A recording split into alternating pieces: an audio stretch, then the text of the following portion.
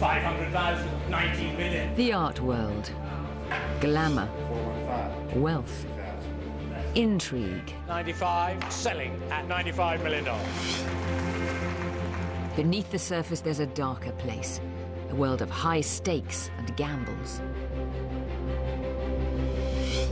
International art dealer Philip Mould knows the risks. He hunts down sleepers, paintings that hide secrets.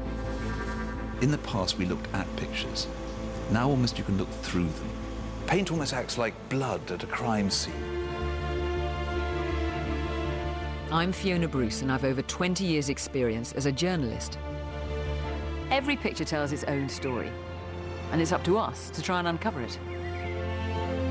We're teaming up to investigate human dramas and mysterious tales locked in paint. It's a world of great beauty and ugly deceptions. How many fakes do you think are out there? Some law enforcement agencies suggest 40 or 50% of the art market could be fakes. Nearly half. In this episode, we go on the trail of a painting which hides the story of one of the greatest scandals the art world has ever seen. These are like your dirty little secrets, aren't they? Could it be by the most daring forger of modern times? We're not just dealing with an artistic mind, we're actually dealing with a sophisticated criminal mind. Controversially, it's part of the collection at one of our leading art establishments. After 50 years, they're about to find out whether their painting is genuine or fake.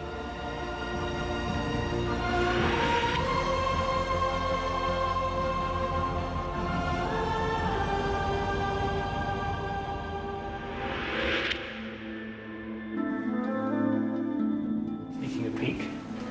As an art dealer, Philip Mould operates in a world where paintings exchange hands for millions of pounds.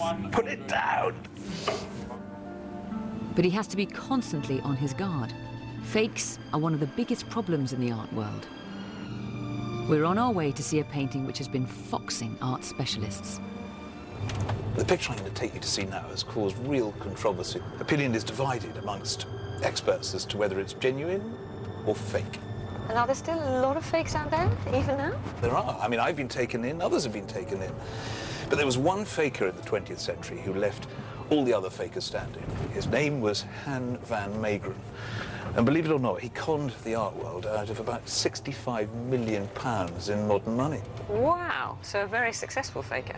And it's possible that the picture we're going to see now is by him. In the 1940s, Van Meegeren caused a scandal when it was discovered he'd swindled the art world with his forgeries of Dutch old masters. Among them, a series of paintings faking the work of Johann Vermeer. When he was caught, it emerged that the world's most prestigious art galleries and respected experts had been duped by Van Meegeren's fakes.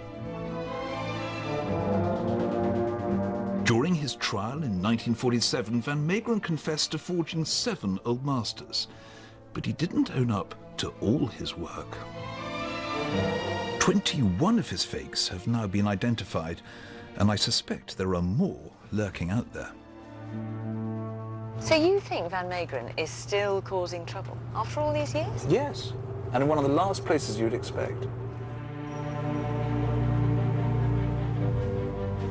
We're heading to the Courtauld Institute in London, a centre of excellence for the study of art. Here, the next generation of art world experts are trained. But hanging inside this highly respected establishment is a picture causing confusion and controversy. Recent press reports have raised awkward questions about the attribution of this work of art, which has hung in the Courtauld since 1960. Leading experts can't agree when it was painted and by whom. Dr. Aviva Bernstock is their head of conservation and teaches the scientific study of paintings. She's keen for us to help solve the mysteries surrounding the picture, which is causing such disagreement amongst the art establishment. So here it is. This is a painting that is riddled with mystery. I mean, it represents, I think, the procuress, it's called, isn't it? Yes. There's a madam on the right handing over one of her girls to a rather lascivious-looking client in the middle, right? Is she the madam or is she the tart? She's the tart. Oh, I see. She's showing So me. who's the procuress? Is that a woman? This is a woman, yes, it's a woman, yeah. And she's pointing to her hand where she wants money. Oh, I see. Now, the question is this a genuine 17th century canvas? A work done in the studio of an artist called Dirk van Buren? If it is, then it's an interesting picture in itself. Or, and this is where it gets exciting, could this be a work by the most notorious faker of the 20th century, Han van Meegeren? What do you make of it? Well, it was given to the Courtauld in 1960, and it's hung here on the wall for the last 18 years, as far as I know. And experts really are undecided on the matter. It's gone back and forward between being a fake by Van Meegeren or a genuine 17th century painting. Do people keep changing their mind about it? Yes, the experts are divided. Everyone has a different view. I love the fact that it's here in the heart of the Institute of Excellence about art history and art conservation. You've been walking backwards and forwards past it all these years, and we still don't know. Do you think we can get to the bottom of it?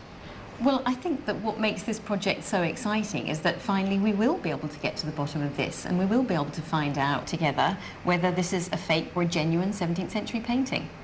And presumably, if it is a 300-year-old painting, that will make it much more valuable than if it's a Han van Meegeren done, you know, a few decades ago. Oh, funnily enough, the reverse, actually.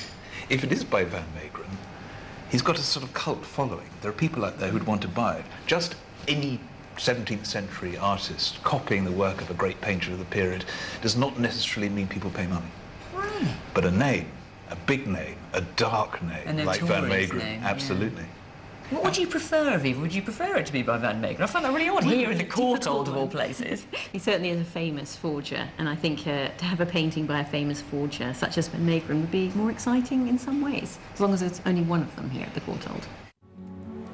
Philip's head of research, Dr. Bendor Grosvenor, has years of experience uncovering secrets behind paintings. He's been tracing the provenance of the procuress, who owned the painting and when. How did the procuress end up at the Courtauld? Well, it was given to them in 1960 by this man called Geoffrey Webb. Now, Geoffrey Webb had a really important role at the end of World War II. It was his job to track down all the paintings that the Nazis had stolen, particularly from Holland.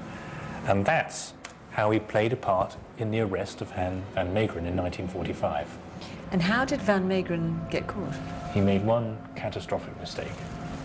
And he allowed one of his fake Vermeers to end up in the hands of Hermann Goering, Hitler's right-hand man and the Nazis' most prolific thief. Not the sort of man you describe as the ideal client. No, not someone you'd want to con either. No, and the situation got even worse for Van Meegeren. When the picture was found in Goering's private art collection, here it is with the American soldiers who discovered it, they were able to trace the paper trail all the way back to Van Meegeren himself.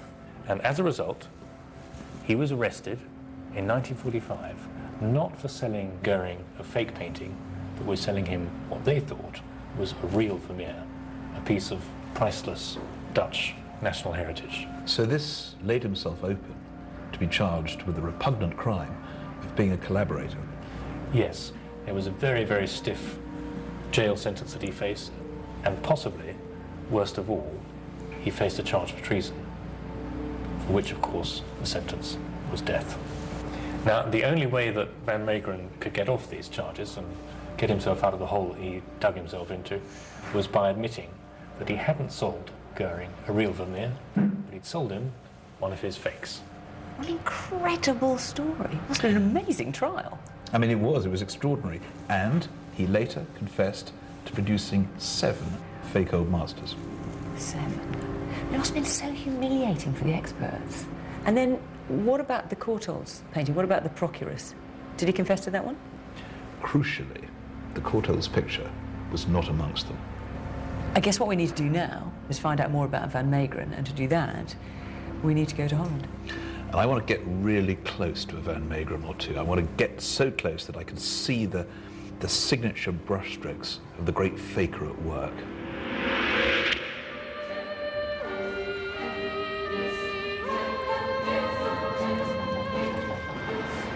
Our first stop, Amsterdam, scene of the crime.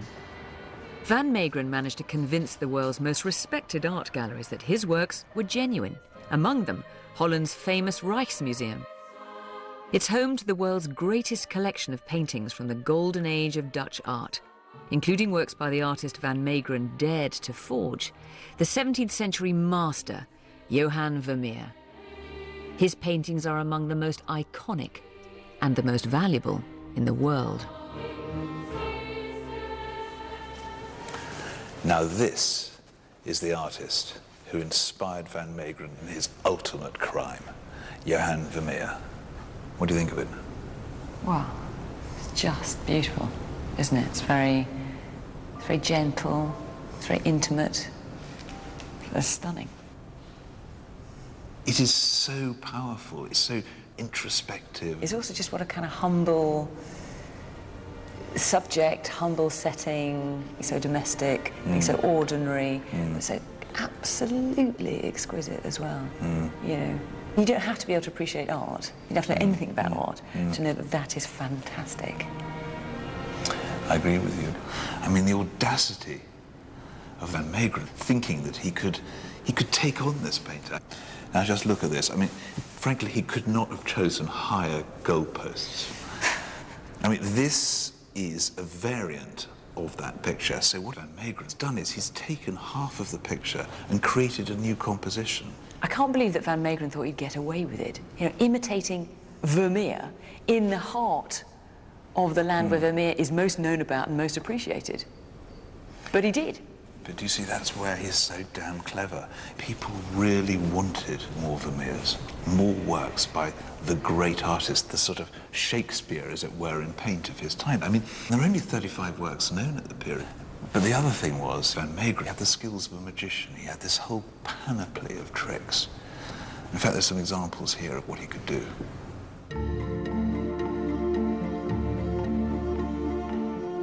The Rijksmuseum has its own chapter in this story of shame. Conservator Michel van der Laar takes us deep into the museum vaults where, hidden away from view, is a collection of paintings by Van Meegeren himself. My hope is that these forgeries might help us solve the mystery of the Courtaulds painting. On this rack is a painting which for a long time used to be a big embarrassment for the Rijksmuseum, like an open wound. A painting painted by Han van Meegeren and bought in 1943 as a genuine Vermeer. What did they pay for it? They paid for it 1,168,000 Dutch guilders, which would be today something like £12 million. Hard to believe for such an ugly painting. Astonishing amount of money.